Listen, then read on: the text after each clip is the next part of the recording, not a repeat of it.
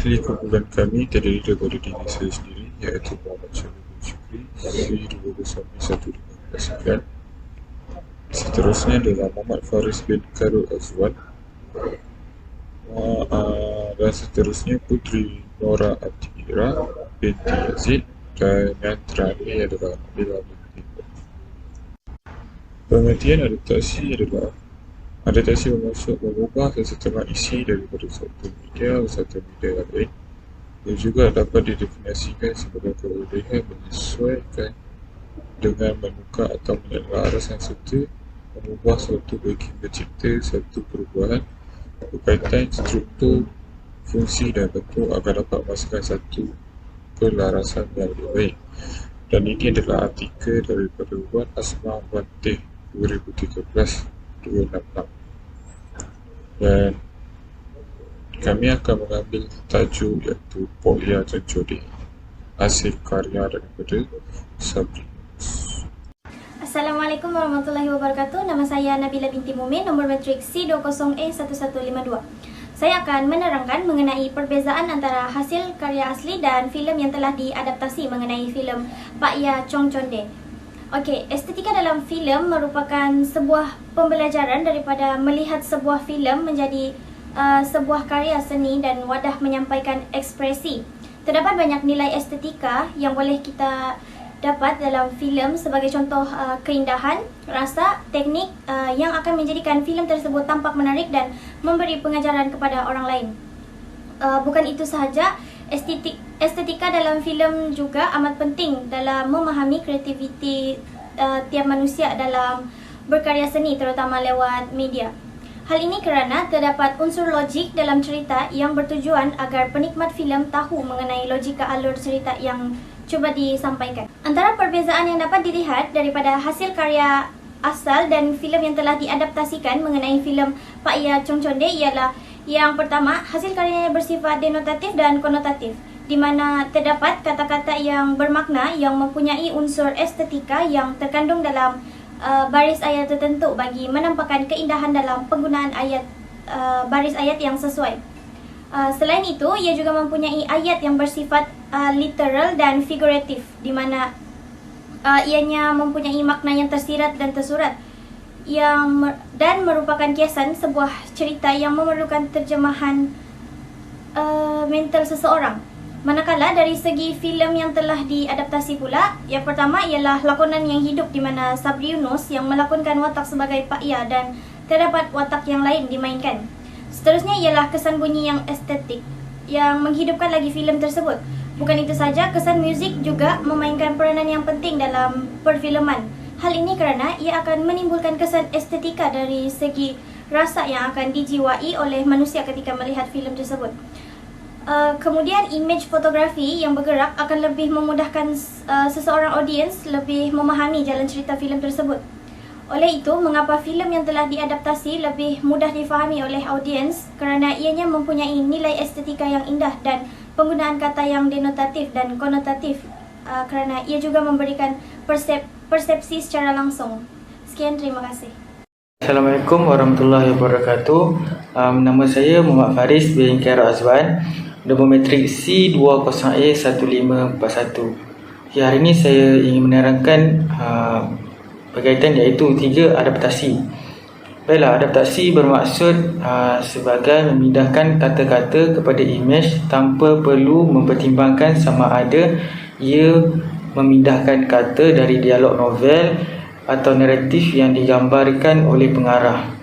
Okey, terdapat 3 kaedah adaptasi, iaitu yang pertama close adaptation, loose adaptation and intermediate adaptation.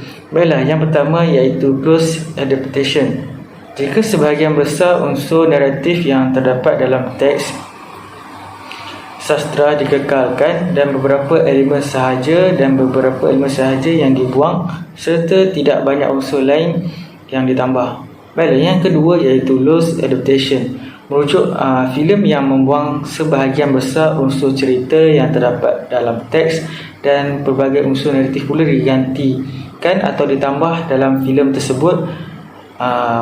Berdasarkan filem Pak Ya Chongconde, ia mengambil dari sebuah kisah nyata dan terdapat penambahan dalam filem Pok Ya Cocodek itu sebagai membuatkan cerita itu lebih menarik. Baiklah, yang ketiga iaitu intermediate adaptation. Filem adaptasi yang berada di tengah-tengah antara adaptasi tertutup dengan adaptasi terbuka, iaitu bermaksud terdapat penambahan dari segi adaptasi, iaitu bagi memastikan jalan cerita itu lebih menarik dan beberapa elemen ataupun naratif dikekalkan bagi menampakkan filem itu seolah-olah realiti. Baiklah, filem Pok Ya Cocodek ini adalah sebuah kisah nyata yang diadaptasi dari kisah nyata yang dihadapi sendiri oleh masyarakat Kelantan. Kisah ini tentang Pok Ya yang merupakan seorang yang dihormati oleh masyarakat setempat di kampungnya, dan beliau telah mendapat tugasan yang perlu Pok Ya selesaikan, iaitu mencari anak kawannya di Kuala Lumpur bersama dengan kawan-kawannya yang lebih dikenali dalam bahasa Kelantan iaitu Girebeh. Tugasan ini diberikan oleh sahabat beliau, iaitu seorang peguam yang bekerja di Kuala Lumpur untuk mencari anaknya yang hilang sudah beberapa hari. Jadi Pok Ya dan rakan-rakannya cuba untuk mencari anak kawannya tersebut. Untuk pengetahuan, Pok Ya merupakan seorang yang terkenal di tempatnya dan sering dihormati dan dikagumi oleh masyarakat setempat di kampungnya itu. Hai, Assalamualaikum. Nama saya Putri Natra binti Aziz, nombor matrik C20E1394. Saya akan menerangkan kesan filem adaptasi dalam filem Pok Ya Cocodek. Okey, filem Pok Ya Cocodek ini dapat menarik perhatian golongan orang muda maupun orang tua kerana kebanyakannya ia memberikan nilai dan pengajaran dalamnya. Okey, seniman sejati karya-karyanya juga sentiasa dekat dengan masyarakat. Begitu juga karya-karya Sabri yang sebelum-sebelumnya. Okey, ianya baik menerusi filem atau drama sering menyentuh kisah di sekeliling masyarakat. Filem Pok Ya Cocodek ini juga dapat merancakkan industri kreatif negara kerana ianya tular dan popular hingga ada yang peminat-peminat menghasilkan lukisan watak utama tersebut. Bukan setakat itu saja, ada juga yang menghasilkan t-shirt dengan wajah Pok Ya Cocodek untuk dijual dan seterusnya dimiliki oleh peminat drama tersebut. Sudah agak lama sesebuah drama atau filem yang dihargai peminat seperti dilakukan terhadap Pok Ya Cocodek. Itulah kelebihan Pok Ya Cocodek, sebuah drama anti-klise filem gangster Malaysia. Warisan budaya juga dapat dikekalkan dalam filem ini seperti Sabri sangat meminati seni budaya terutamanya dari Kelantan. Seni di K Barat contohnya amat dekat dengan Sabri biarpun menjadi Tok Joko di K Barat selepas sudah berhijrah ke Kuala Lumpur. Bukan hanya seni budaya Kelantan, Sabri juga memahami tentang budaya orang Melayu, faham apa masalah dan sikap orang Melayu. Sebab itu, setiap karya beliau mempunyai sentuhan tersendiri. Pok Ya Cocodek ini juga menjadi menarik kerana Sabri menyalinya dengan kesedaran untuk menjadikan watak yang berjaya sebagai sebuah telefilm. Itu sahaja daripada saya. Terima kasih.